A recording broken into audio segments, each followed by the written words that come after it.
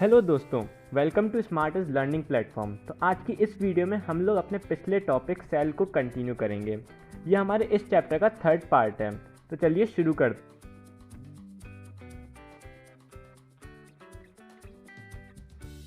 हैं।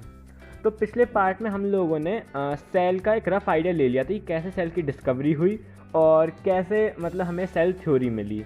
हमने डिस्कशन करा था प्रोकैरियोटिक एंड यूकैरियोटिक सेल्स के बारे में।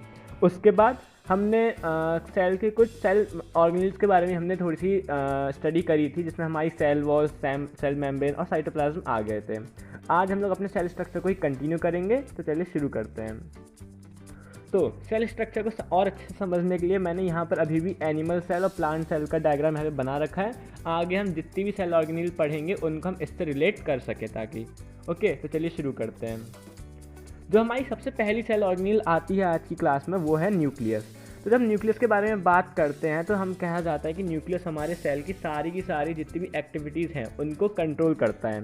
ओके, तो जब हम न्यूक्लियस की बात करते हैं तो हम बात करेंगे न्यूक्लियस के वेरियस पार्ट्स की। तो सबसे पहला पार्ट आता है न्यूक्लियस का, वो है हमारा न्यूक्लियर मेम्ब्रेन। इसको न्यूक्लियर एनवलप भी कहते हैं, तो अपन को कंफ्यूज नहीं होना है। जो हमारी न्यूक्लियर मेम्ब्रेन है, सबसे पहले बात करते हैं उसके स्ट्रक्चर की। जब हम बात करते हैं न्यूक्लियर मेम्ब्रेन के स्ट्रक्चर की तो हमें पता चलता है कि जो हमारी न्यूक्लियर मेम्ब्रेन है वो कैसी है, डबल लेयर्ड। मतलब इसमें आपको एक सिंगल लेयर नहीं मिलेगी ऐसी जैसी हमारी सेल मेम्ब्रेन थी, ये डबल लेयर्ड होती है। इस टाइप से कुछ आपकी इस टाइप से आपकी न्यूक्लियर मेम्ब्रेन होती है डबल लेयर्ड। ओके, जो दूसरी पार्ट आता है इसमें वो है कि जो आपकी न्यूक्लियर मेम्ब्रेन होती है वो डिसकंटिन्यूअस होती है। अब इसका क्या मतलब हुआ? तो इसका मतलब ये हुआ कि न्यूक्लियर मेम्ब्रेन हर जगह से पूरी कंप्लीट नहीं है। जैसे मान लीजिए ये है हमारी कोई मेम्ब्रेन, ये आपको दिख रहा है कि हर जगह से पूरी क्लोज्ड है, पर न्यूक्लियर मेम्ब्रेन के साथ ऐसा नहीं है। न्यूक्लियर मेम्ब्रेन के केस में क्या ही कुछ जगह पे ऐसे गैप्स आ जाएंगे, जैसे यहाँ पे मैं बना दे रहा हूँ थोड़ा इस टाइप से। ओके, कुछ गैप्स आ जाएंगे और इन्हीं गैप्स को हम कहते हैं हमारे न्यूक्लियर पोर्स। जैसे यहाँ पे हमको दिख रहा होगा, जैसे यहाँ पर देखिए, यहाँ पर एक एम्प्टी स्पेस दिख रहा है, यहाँ पर। ओके, तो हमें क्या समझ में आया कि जो हमारी न्यूक्लियर मेम्ब्रेन है, सबसे पहली चीज़ वो कैसी है, डबल लेयर्ड है। दूसरी चीज़ डिसकंटिन्यूअस है। अब जब हम बात करते हैं न्यूक्लियर मेम्ब्रेन के उसकी फंक्शंस की, तो सबसे पहला फंक्शन आता है वो क्या आता है, प्रोटेक्शन ऑफ न्यूक्लियस फ्रॉम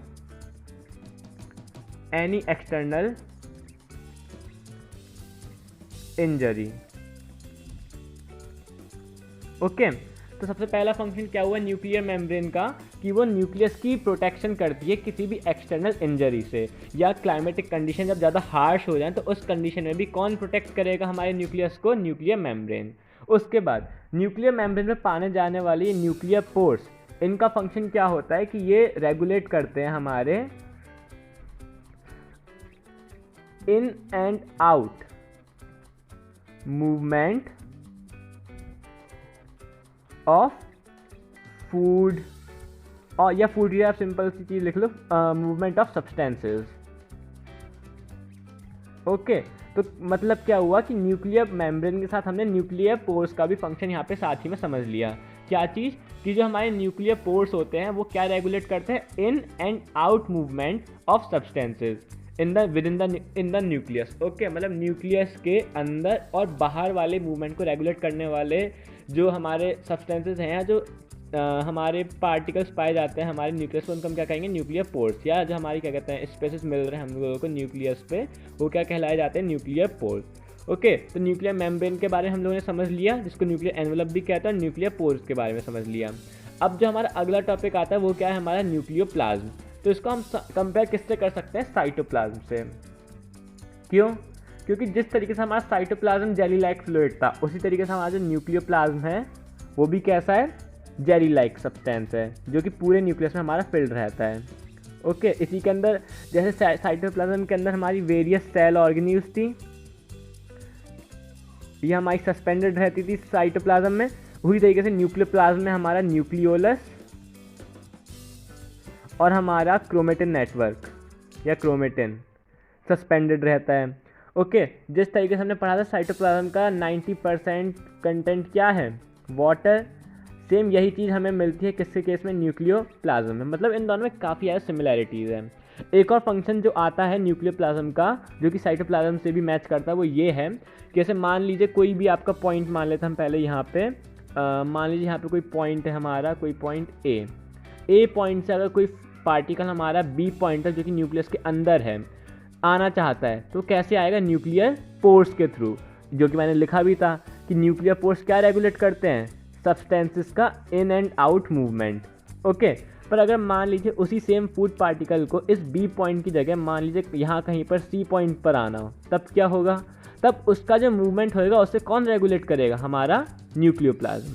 तो इसका एक और फंक्शन क्या हुआ न्यूक्लियोप्लाज्म का, ये रेगुलेट करता है ये रेगुलेट करेगा movement of substances with in the nucleus. Okay, तो यहीं पे मैं लिख दे रहा हूँ कि ये रेगुलेट करता है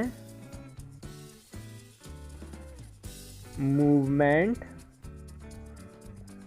ऑफ सब्सटेंसेस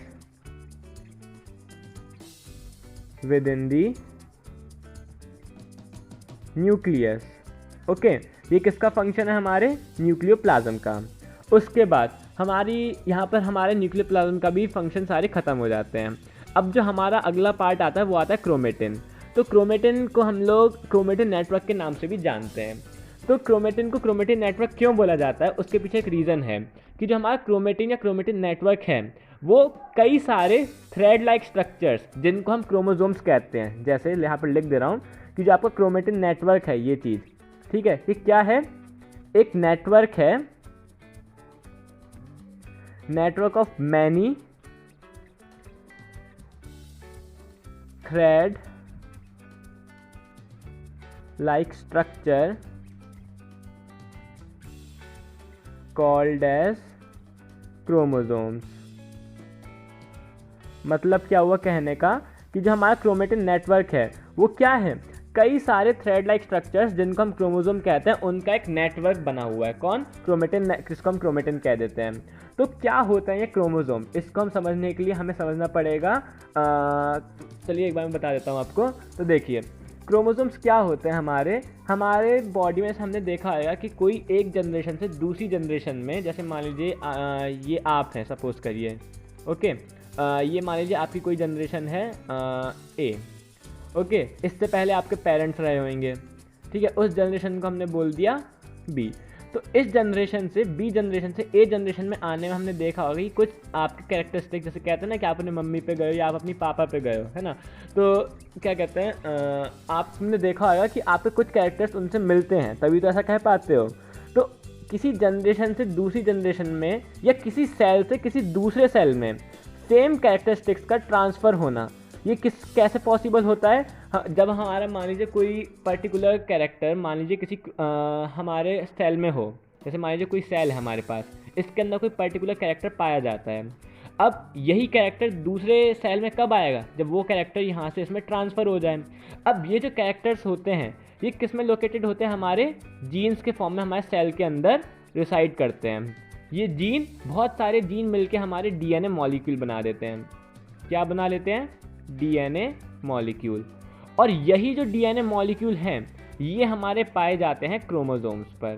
तो अब पूरी कहानी लिंक हो गई ना कि क्रोमोसोम्स हमारे कहाँ मिलते हैं, न्यूक्लियस में, ठीक है। क्रोमोसोम के अगर हम और अंदर जाएंगे तो हमें मिलेगा डीएनए, और डीएनए के अंदर ही हमारे सारे के सारे characters in the form of genes stored रहते हैं। तो अगर हमसे बोला जाए कि एक जनरेशन से दूसरी जनरेशन में कैरेक्टर ट्रांसफ़र हो रहे हो या एक सेल से दूसरे सेल में, वो किसकी वजह से पॉसिबल हो पाएंगे, क्रोमोसोम्स की वजह से। ओके, तो जो हमारा क्रोमेटिन नेटवर्क है वो इन्हीं क्रोमोसोम का एक पूरा का पूरा एक गुच्छा सा टाइप का एक नेटवर्क है, इसीलिए इसको क्रोमेटिन नेटवर्क बोलते हैं। अब जिस तरीके से क्रोमोसोम्स के अंदर हमें डीएनए मिलता है उसी तरीके से हमारी बॉडी में एक और टाइप का न्यूक्लिक एसिड होता है। जैसे जो आपका डीएनए वो एक न्यूक्लिक एसिड है, इसकी फुल फॉर्म होती है डीऑक्सीराइबोन्यूक्लिक एसिड। पर जैसे डीएनए हमारे क्रोमोसोम्स में पाया जाता है ऐसी एक और टाइप का न्यूक्लिक एसिड होता है जो हमारे न्यूक्लियोलस में पाया जाता है, और उसको हम कहते हैं आरएनए।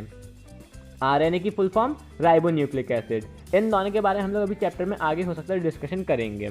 ओके, तो आरएनए कहाँ पाया जाता है, न्यूक्लियोलस में, और डीएनए क्रोमेटिन में या क्रोमोसोम्स में। ओके, एक और फंक्शन जो होता है न्यूक्लियोलस का, वो क्या होता है कि इसी में अभी हम आगे पढ़ेंगे एक सेल ऑर्गेनेल जिसको हम कहते हैं राइबोसोम। ओके, तो हमारा जो न्यूक्लियोलस होता है इसमें राइबोसोम्स का भी सिंथेसिस होता है, यहाँ पर राइबोसोम्स बनते हैं। ओके, तो ये हमारा फंक्शन अभी हमें याद रखना है, आगे जब हम राइबोसोम्स के बारे में पढ़ेंगे तो वहाँ पे इसका यूज़ होगा। तो इसी के साथ अब हम लोग अपनी अगली सेल ऑर्गेनेल माइटोकॉन्ड्रिया पर जा सकते हैं। ओके, एक सेकेंड रुकिए, चलिए ठीक है। तो सबसे पहले हम लोग बात करते हैं माइटोकॉन्ड्रिया की। तो माइटोकॉन्ड्रिया पहले मैं आपको यहाँ पे दिखा देता हूँ उसका स्ट्रक्चर कैसा होता है। आपका ये जो बीन लाइक स्ट्रक्चर आप यहाँ पे देख पा रहे हो, यही है हमारा माइटोकॉन्ड्रिया। एनिमल सेल्स में ये रहा। एक सेकंड, थोड़ा डार्क पेन से दिखा देता हूँ, ये वाला पार्ट। ओके, यहाँ पे ये सब हमारे क्या हैं, माइटोकॉन्ड्रिया। तो जब हम बात करते हैं किसकी, माइटोकॉन्ड्रिया की, तो सबसे पहली चीज़ क्या आती है मन में कि माइटोकॉन्ड्रिया को बोला जाता है power house of the cell. क्या बोला जाता है, power house of the cell. Okay, क्यों बोला जाता है, ये ऐसा क्या करता है, ये सब चीज़ें हमें अभी समझेंगे। सबसे पहले हम लोग इसका स्ट्रक्चर देखते हैं। तो न्यूक्लियस की तरह जो हमारा माइटोकॉन्ड्रिया है वो भी कैसा है, डबल लेयर्ड।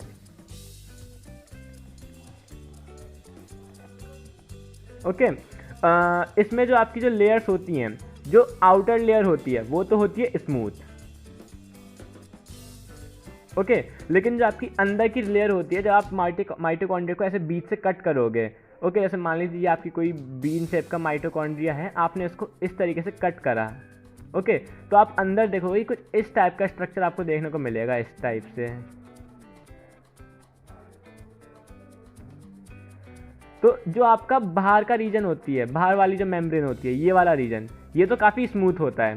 तो इसकी आउटर लेयर होती है वो काफ़ी स्मूथ होती है, पर जो इसकी इनर लेयर होती है वो कंपैरेटिवली उतनी स्मूथ नहीं होती है, उतनी क्या बिल्कुल भी स्मूथ नहीं होती है। और इसको हम कहते हैं आपका क्रिस्टे। ओके, यहाँ पर मैं स्पेलिंग भी लिख दे रहा है इसकी। ये जो अंदर वाले जो हमें फॉर्मेशन देखने को मिल रहा है, प्रोजेक्शंस यहाँ पर देख पा रहे हैं हम लोग, फिंगर लाइक प्रोजेक्शंस, इनको हम क्या कहते हैं, क्रिस्टे, CRISTAE। तो ये तो बात हो गई इसके मेम्ब्रेन के, इसके स्ट्रक्चर की। उसके बाद अगर हम बात करें इसके स्ट्रक्चर की, तो हम इसको बीन शेप का भी कह सकते हैं। ओके, अब हम इसके फंक्शंस पर आ सकते हैं। तो जो हमारा माइटोकॉन्ड्रिया है वो काफ़ी इंपॉर्टेंट फंक्शन प्ले करता है हमारे सेल के अंदर। जो माइटोकॉन्ड्रिया के अंदर हमारी प्रोसेस रेस्पिरेशन की होती है। रेस्पिरेशन की प्रोसेस हमारी कहाँ होती है, माइटोकॉन्ड्रिया में। अब रेस्पिरेशन के थ्रू क्या होता है हमारा, वैसे इसको रेस्पिरेशन नहीं बोलना चाहिए, यहाँ पर हम बोलेंगे oxidation of food molecule. For example glucose, जब ग्लूकोज का ऑक्सीडेशन होता है तो वो हमें कार्बन डाइऑक्साइड प्लस वाटर बना के देता है। पर इन दोनों में से कोई भी चीज़ हमारे यूज़ की नहीं है। यूज़ की वो तीसरी चीज़ है जो इस रिएक्शन में बनती है, वो क्या है, एनर्जी। उसी एनर्जी की वजह से हम काम कर पाते हैं। तो रेस्पिरेशन जो हमारा, वैसे रेस्पिरेशन नहीं, ऑक्सीडेशन ऑफ ग्लूकोज, जिस प्रोसेस से हमारी पूरी बॉडी के लिए एनर्जी बनती है, वैसी क्रिटिकल प्रोसेस कहाँ पर होती है, हमारे माइटोकॉन्ड्रिया में। ओके, इसीलिए माइटोकॉन्ड्रिया को power house of the cell भी बोलते हैं। ओके, तो यहाँ पर हम कह सकते हैं कि हमने माइटोकॉन्ड्रिया के मोस्ट ऑफ द फंक्शंस पढ़ लिए हैं। ओके, तो अब हम लोग अपने अगले सेल ऑर्गेनेल हमारे गोल्गी कॉम्प्लेक्स पे चल सकते हैं।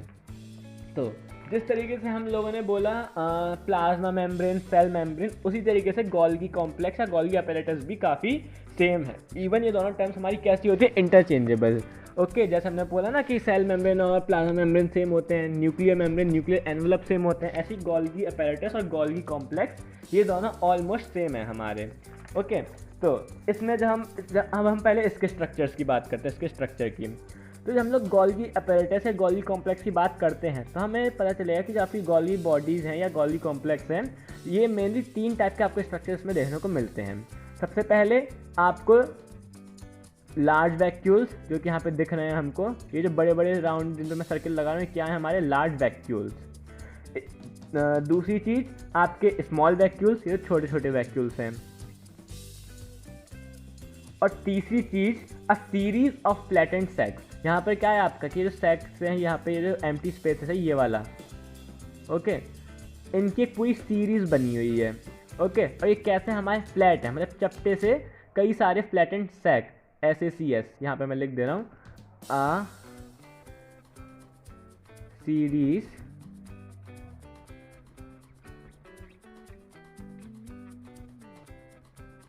Of flattened sac. ठीक है, इसको हम क्या कहते हैं, क्रिस्टेन। ठीक है, यहाँ पे मैं लिख दे रहा हूँ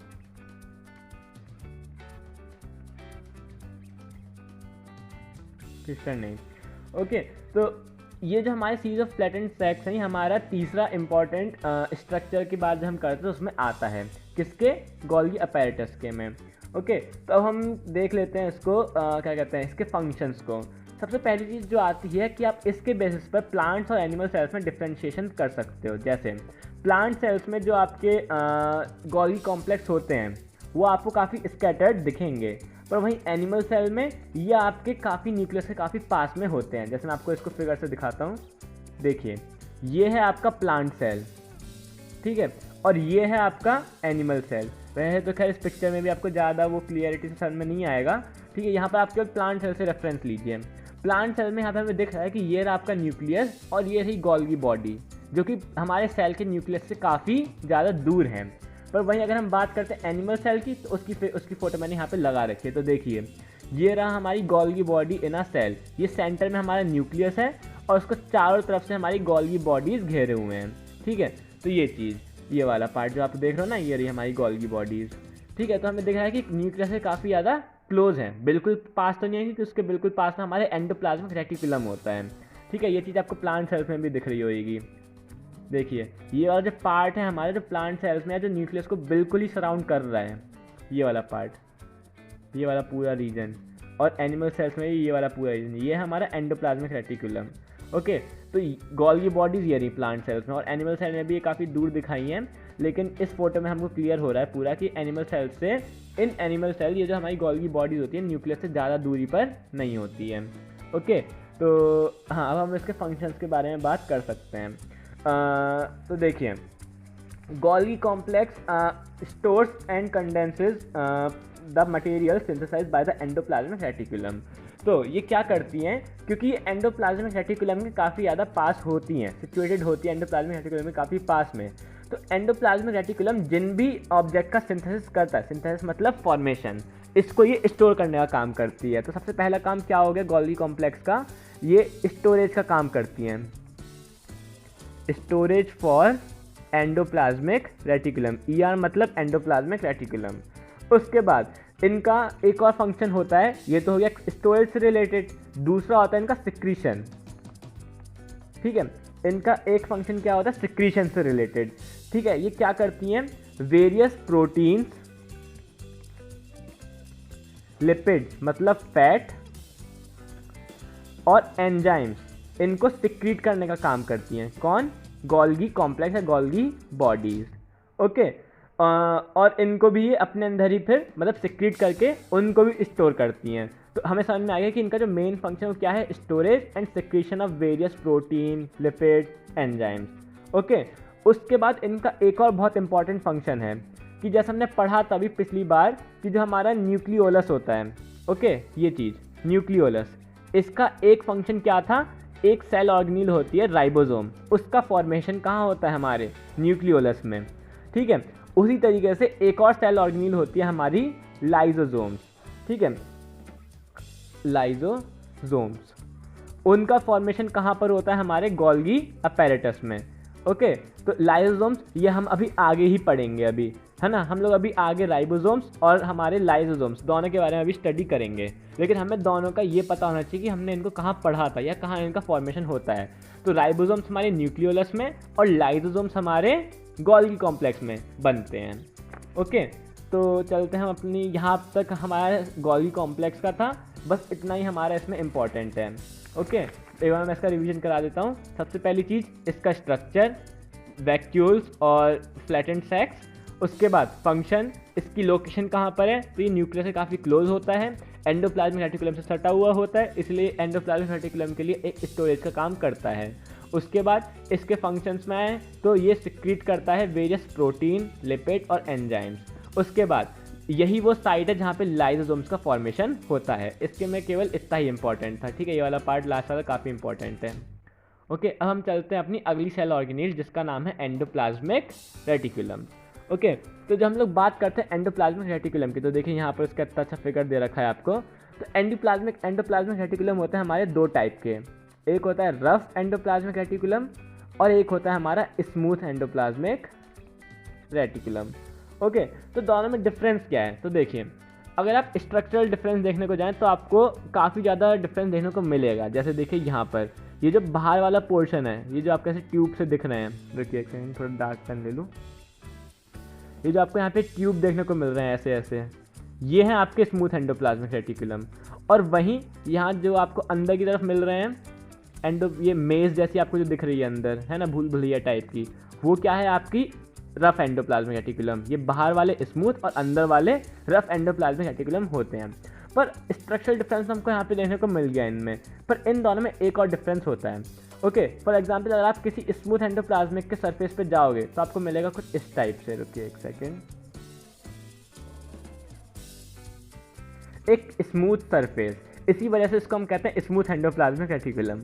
पर यहीं अगर आप देखिए रफ एंडोप्लाज्मिक रेटिकुलम को, तो आपको कुछ इस टाइप से दिखेगा कि स्मूथ सी लेयर थी और उसके ऊपर कुछ छोटे छोटे हमारी सेल ऑर्गेनल्स आके बैठी हुई हैं। और इनका नाम आपने शायद अभी सुना होगा, इन्हें हम कहते हैं राइबोसोम्स। ओके, अब इनका यहाँ पर आने का कॉज क्या है, हमें पता है राइबोसोम्स का सिंथेसिस कहाँ पर होता है, न्यूक्लियस में। और क्योंकि हमारा जो रफ एंडोप्लाज्मिक रेटिकुलम है वो हमारे न्यूक्लियस से काफ़ी क्लोज है, तो इस वजह से हमारी जो न्यूक्लियर मेम्ब्रेन होती है उस पर और हमारा जो रफ एंडोप्लाज्मिक रेटिकुलम है उस पर ये राइबोसोम्स आकर रेस्ट करने लगते हैं या अटैच हो जाते हैं। इसी वजह से आप इसको ऐसे समझ सकते हैं कि जब आपको जो रफ एंडोप्लाज्मिक रेटिकुलम है वो पहले स्मूथ एंडोप्लाज्मिक रेटिकुलम ही था, पर क्योंकि उस पर राइबोसोम्स आके बैठ गए इसलिए अब वो कैसा हो गया है, रफ हो गया है ना। जैसे आप ऐसा समझ लीजिए कि एक स्मूथ रोड थी, अब उस पर ब्रेकर बना दिए गए, तब वो रफ हो गई। ओके, तो उसको हम ऐसे समझ सकते हैं। अब हम लोग आते हैं इनके फंक्शंस पे। तो सबसे पहली चीज़ क्या है कि ये जैसे हमारी बॉडी में हमारी बोन्स हमको मैकेनिकल सपोर्ट प्रोवाइड करती हैं, उसी तरीके से एंडोप्लाज्मिक रेटिकुलम हमारे पूरे सेल को मैकेनिकल सपोर्ट प्रोवाइड करने में मदद करता है। जैसे आप देख सकते हो कि एंडोप्लाज्मिक रेटिकुलम जो है वो सेल के एक बहुत बड़ी वॉल्यूम को ऑक्यूपाई करता है। तो अगर ये मजबूत रहेगा तो हमारे पूरे सेल को एक अंदर ही अंदर से एक स्केलेटल सपोर्ट मिल जाएगा, है ना। जो दूसरा फंक्शन है जो आपका स्मूथ एंडोप्लाज्मिक रेटिकुलम है, यहाँ पर ई कर लीजिए। स्मूथ एंडोप्लाज्मिक रेटिकुलम का क्या फंक्शन होता है, तो ये रिलेटेड होते हैं synthesis of fat and steroids. मतलब यहाँ पर जो आपका स्मूथ एंडोप्लाज्मिक रेटिकुलम है, जो ट्यूब लाइक स्ट्रक्चर्स आपको देखने को मिल रहे थे, ये किसका काम करते हैं, ये हमारे सिंथेसिस करते हैं किसका, लिपिड्स मतलब फैट एंड स्टेरॉइड्स।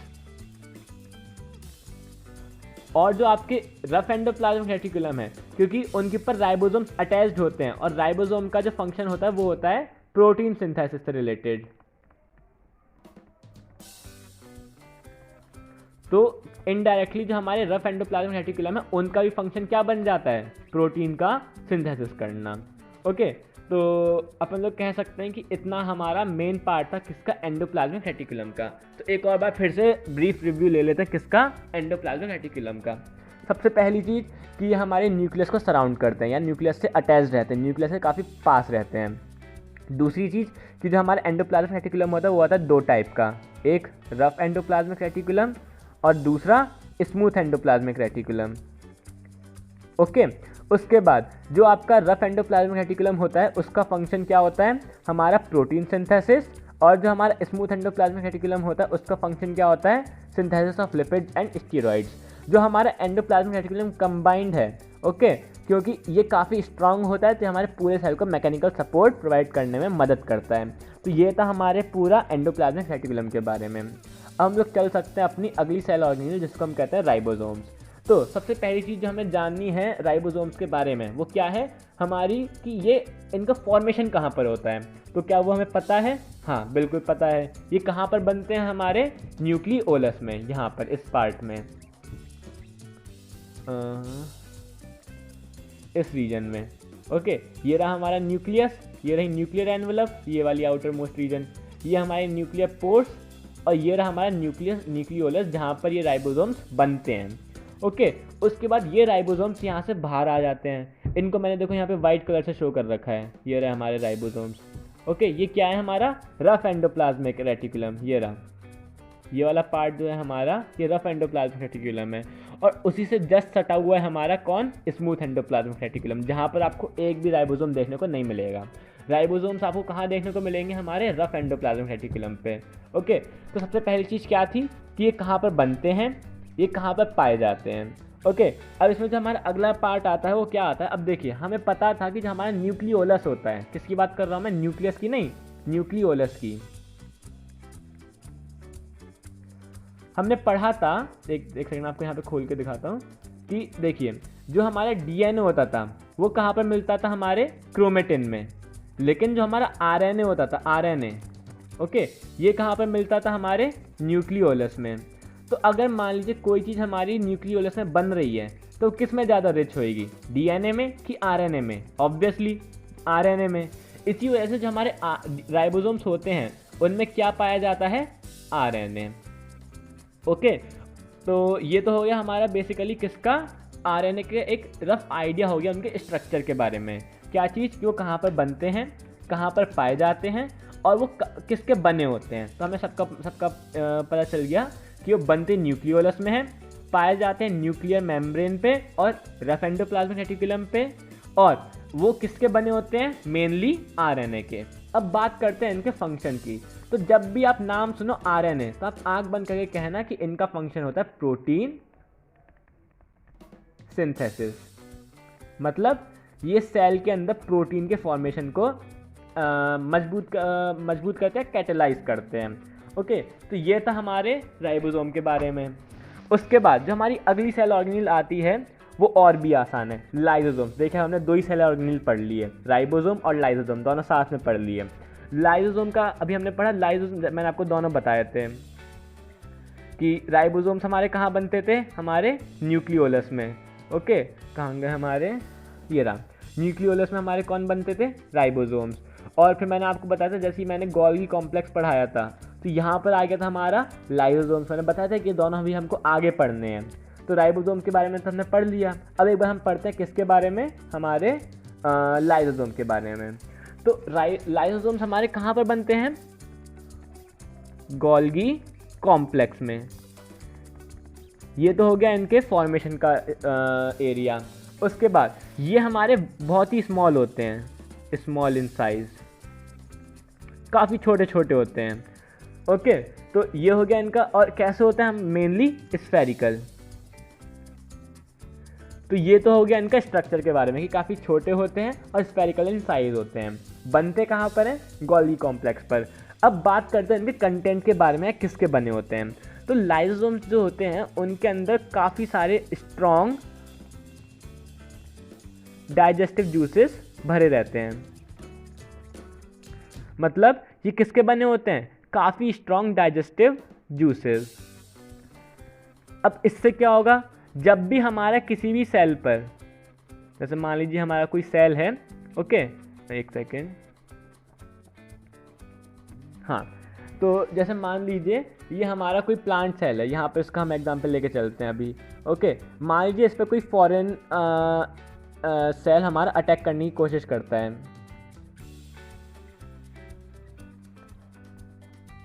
ठीक है, मान लीजिए कोई फॉरेन पार्टिकल है जो इस सेल को इन्वेड करने की कोशिश करता है। सबसे पहली चीज़ तो उस फॉरेन पार्टिकल काफ़ी मुश्किल होएगा इस सेमी परमिएबल सेल मेम्ब्रेन से अंदर आना। ओके, लेकिन फिर भी हम लोग एज्यूम करते हैं कि किसी भी तरीके से अंदर आना उसके लिए पॉसिबल हो गया। अब क्या होगा, अब वो जैसे ही सेल पर इन्वेड करेगा वैसे ही न्यूक्लियस लाइसोसोम को कमांड भेजेगा कि देखो वहाँ पर कोई फॉरेन पार्टिकल अंदर आ गया है जो हमारे इस सेल को इन्वेड करने की कोशिश कर रहा है। तो अब क्या होगा, ये जो लाइसोसोम है ये एक्टिव हो जाएगा और उस हमारे क्या कहते हैं उस पर्टिकुलर फॉरेन पार्टिकल पे जाके अटैक कर देगा और उसके ऊपर अपने सारे स्ट्रॉन्ग डाइजेस्टिव जूसेस को स्प्रे कर देगा।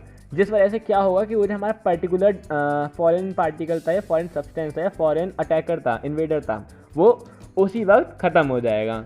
ओके, तो एक तरह से देखा जाए तो लाइसोसोम किसका काम करते हैं, सेल को प्रोटेक्ट करने का काम करते हैं। लेकिन इनको दूसरा नाम क्या दिया गया है, सुसाइडल बैग का, आपका सुसाइडल बैग। इसका रीज़न क्या है कि जो आपके लाइसोसोम्स होते हैं, एक सेकेंड, सुसाइडल बैग्स, ओके। तो सबसे आपका इनको हमारा क्या कहते हैं, सुसाइडल बैग का प्लेस क्यों मिला है, क्योंकि जब हमारा सेल स्टारवेशन में सफ़र करता है, जब खाने की कमी हो रही होती है, ओके, तब लाइसोसोम को ये दिखता है कि जैसे मान लीजिए हमारा कोई सेल है, ओके, अब सेल को भी जिंदा रहने के लिए एनर्जी की रिक्वायरमेंट है। तो अब क्या होगा, जब लाइसोसोम को ये दिखेगा कि कहीं एनर्जी की रिक्वायरमेंट फुलफिल नहीं हो पा रही है ना, सफिशिएंट एनर्जी सेल को नहीं मिल पा रही है हमारे, तो क्या करेगा वो कि सेल ऑर्गेनिल्स जितनी भी हैं वो उन्हीं को डाइजेस्ट करने की कोशिश करेगा ताकि वो एनर्जी रिलीज़ करे और हमारा पूरा सेल सर्वाइव कर पाए। पर उसे ये पता नहीं रहता कि कहीं ना कहीं सेल के लिए काफ़ी नुकसानदायक है। इसीलिए मैच्योर लाइसोसोम्स जो कि कंप्लीट सेल को डाइजेस्ट करने की कैपेबिलिटी रखते हैं, उनको हम क्या कहते हैं, सुसाइडल बैग्स भी कई बार कह देते हैं। क्यों, उसका हम रीज़न जान ही चुके हैं, क्योंकि इनके अंदर क्षमता होती है कि ये अपने ही सेल को डाइजेस्ट कर जाएं, इसीलिए इनको सुसाइडल बैग बोला जाता है। ओके, तो अभी तो हम लोग को वैसे और भी कई सारी सेल ऑर्गेनिल्स के बारे में पढ़ना था, जैसे आपकी प्लास्टिड, सेंट्रोजोम और वैक्यूल्स, ठीक है। लेकिन आज के इस सेशन को हम लोग यहीं पर ही रखते हैं, क्योंकि फिर ये बहुत लंबी बन जाएगी वीडियो। तो चलिए आज की वीडियो को हम यहीं पर रखते हैं। आपसे मिलेंगे हम लोग अपने नेक्स्ट वीडियो में। Thank you.